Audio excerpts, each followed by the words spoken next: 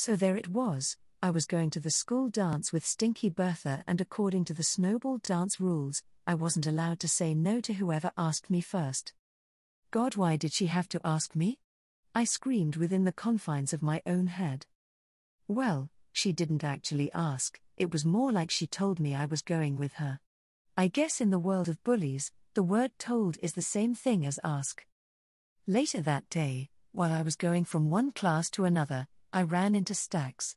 She looked harassed and angry, but when she spotted me it was as if the grey clouds had evaporated and allowed the sun to shine down upon her. "Hey Stax," I said when the two of us nearly collided. "Oh hi Alvin," she said and blew a hair out of her eyes. "You okay?" I asked.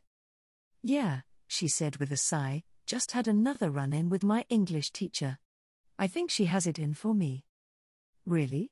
Sorry to hear that," I said, trying to sound like I cared, but if the truth be known, seeing Stax right then had reminded me of something that guy at the restaurant, Mr. Rawnway, had said. "It is a pleasure to finally meet you. It seems you have stolen my daughter's heart." I'd been mulling over those words in the back of my mind ever since, trying to make sense of them. "Can I ask you something?" I asked, purposefully not making eye contact. She shifted her weight to one foot and readjusted her armload of books on the opposite hip. "Sure. That guy at the restaurant, the one that runs the place." I grunted as I tried to remember that guy's name. "Mr. Rawnway," I said with a triumphant snap of my fingers, "is he your dad?" As soon as I got the words out, my mouth went dry with the thought that someone like Stax might have the hots for me. She smiled knowingly, and I knew in that moment that I had guessed right. "Well, he's not my real dad, if that is what you mean. He's my stepdad. He married my mom a couple years ago," she said, and then asked, "How did you even guess?"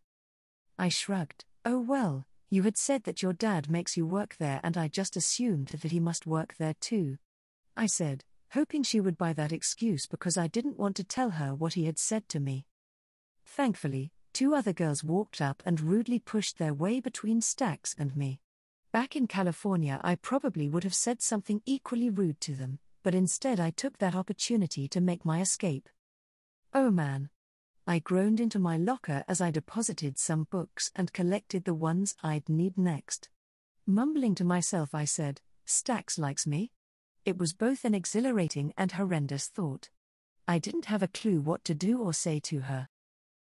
Didn't even know we were friends, and now to learn that she likes me? I closed my locker as I mumbled to myself, "Man, I wish Gary was here. He'd know what I should do." And in that instant I decided that I'd call him the first chance I got. After all, he did say I could call him collect anytime I needed to.